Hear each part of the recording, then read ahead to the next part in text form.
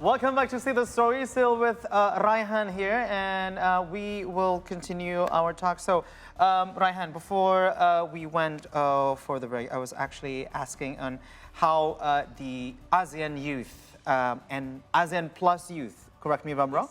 So, ASEAN Plus youth would actually address the same challenges. Let's say for this year's ASEAN Summit, as we heard before, it's about the inclusivity and also the green economy and also the supply chain.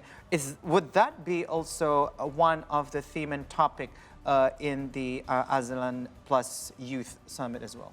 Yes, that is the topic of the ASEAN Plus Youth Summit, and then to ensure that the outcome is aligned with also the ASEAN Summit, we have also conducted 3 online record sessions and also 3 off-record sessions, as well as 7 ASEAN Plus Declaration meetings. So we have went to multiple iterations and also meetings to ensure that the joint statement or the final outcome that we have adopted by consensus is aligned with the interest of youth as well as the interest of the government. And what are the challenges that you faced when it comes to participating in decision-making processes? Because we know that it is not an easy job. Oh, it is not an right? easy job. And also, how can these obstacles be effectively addressed?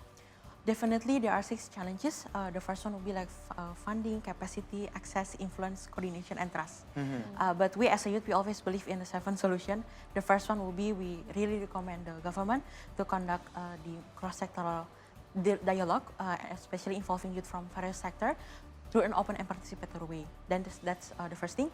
Second thing as well would be ensuring that youth have the involvement in the planning and decision-making processes, making sure that youth feel comfortable and also inclusive enough to participate in the decision-making processes, as well as the government also should empower youth by equipping them with the decision-making skills and also access to information, because that's the most important thing as well. Right. Oh, before we go any further, could I perhaps ask you, how did you end up in this position as a leader? Also, because we are actually wondering, how is the recruitment process, or I don't know, is it recruitment or audition, or what is that? What would that be for you guys to represent Indonesia in the ASEAN Plus Youth Summit? Yep, so back to May, I was the one who presented a policy recommendation in front of Bapak Joko Widodo and other 10 of head of state of ASEAN during 42nd summit. And after that, the IWD also reached out to me that perhaps you can also lead again the delegation in the 43rd summit. And after that, I went to some of the selection processes, for example, like developing some great essay, and then went through like sort of like a multiple interview as well as submitting my resume. So that's the process. I see. So, now, you are one of the lucky ones, of course, because you get to participate in this huge event. Now, what about other youth out there that they maybe want to contribute something for ASEAN, but are not able to be actively participating in that event? Or probably do not have any knowledge on how to contribute. How can they contribute then? Definitely, there are several ways that they also can contribute. The first one will be, for example, like by creating some community activation program. Next as well will be partnering with other youth organizations to sort of like co-creating some of the event. And third thing is, for example, like creating some policy brief and joint statement, perhaps, as well as monitoring the outcome of the ASEAN through online platform, as well as analyzing the outcome itself. So we believe that there are also several ways that they can do. Moreover, through the ASEAN Plus Youth Summit, we also very open to any collaboration. Even tomorrow, we will also host the event, as well as welcoming to almost 2,000 participants from across the world. So we are really welcome towards any collaboration. Maybe So, we can take part? Probably. we are still youth, by the way. We are. Yeah. And those information, those data that you mentioned, is it accessible for public? Yes, accessible for public. Where can we see it? Where can we access it? Yep. After we handed over our joint statement and also the background paper into the Ministry of Youth and Sport as the focal point of senior official meeting on youth in ASEAN, after that we will publish that publicly in the website. So you can definitely visit ASEANYouthAgenda.co.id. ASEANYouthAgenda.co.id. Okay. You might want to take a note on that. ASEAN youthagenda.co.id. Okay, so Raihan, you might be new to the program, but every guest on the 3-hour news show must pass a challenge or game. So our production team has prepared a game for Krizia and Raihan. So the big plasma will show you blurred photos of youth with strong international achievement. Now, if you still don't know who they are, I will read some clue for you. But if you know the answer, please ring the bell in front of you and only give one answer. Okay. Ready? Ready. Ready, okay. So we're gonna see it on the plasma. You see how Krizia is ready for that. Okay, the first one. Oh my God. She is a singer and an actress from Indonesia. Maudi Ayunda? Oh my God, how could you? Yes, that is correct. Maudi Ayunda. Okay, so Maudi Ayunda was appointed as one of the spokespersons for G20 in Indonesia. Okay, can I have the second one, please? All right. Okay. She got an alternative Nobel in Right Livelihood Awards. Is this the clue for the second one? Yes. She's from Sweden. Oh. Greta Thunberg. Yes, correct. Yay. Greta Thunberg. That is right. How old is she, by the way? Ah, Now? She's, I think she's not more than Not more than 17. 20, right? Oh, probably. So what do you know about Greta Thunberg? She's the activist of the climate change. She's really active when it comes to like voicing the solution regarding climate change in the COP20 and also in the World Economic Forum. But in the ASEAN Plus Youth, would there be any talks about climate change? Definitely under the green economy topic. Okay, Right. so under the green economy topic, what would be the main focus? What would be the center of attention? Yep, so 80% of the current economic growth in ASEAN is coming from unsustainable practices, especially from the non-renewable energy. If ASEAN continue to doing this, that might be a possibility of ASEAN losing about 28 trillion Whoa, 28 by trillion. 2070. 2070. Yes. Wow, that's a lot of money. Yes. Okay, so let's proceed to the third question. Ready? Not too close. She is a human rights activist. Malala Yousafzai. Oh yes! You know what? The The hijab. veil, yeah. the I'm veil. gonna let her.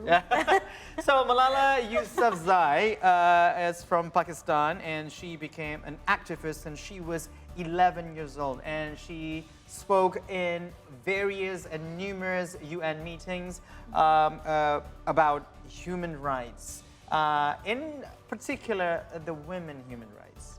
All right, so I have 2 more questions, okay?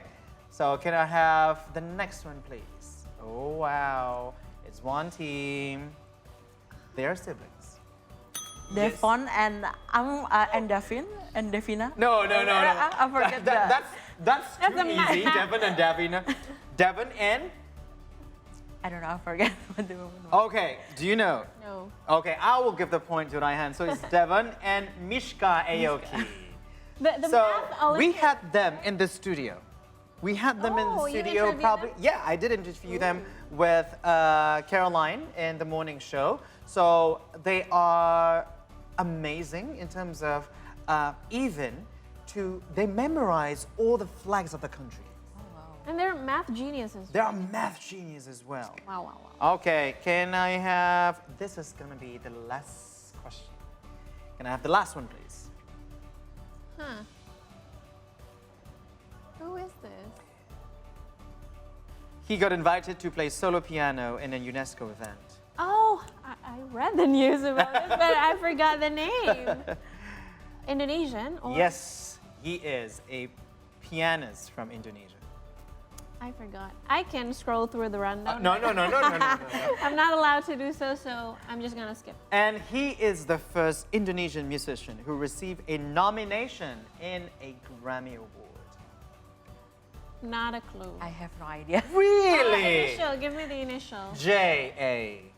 James? J and A. Oh, Jason. No, it's not Aquaman that we're talking about. It's not Jason Momoa. Give up. It's I give Joey Alexander. up. Oh, yes. And he even released some albums, I think last year.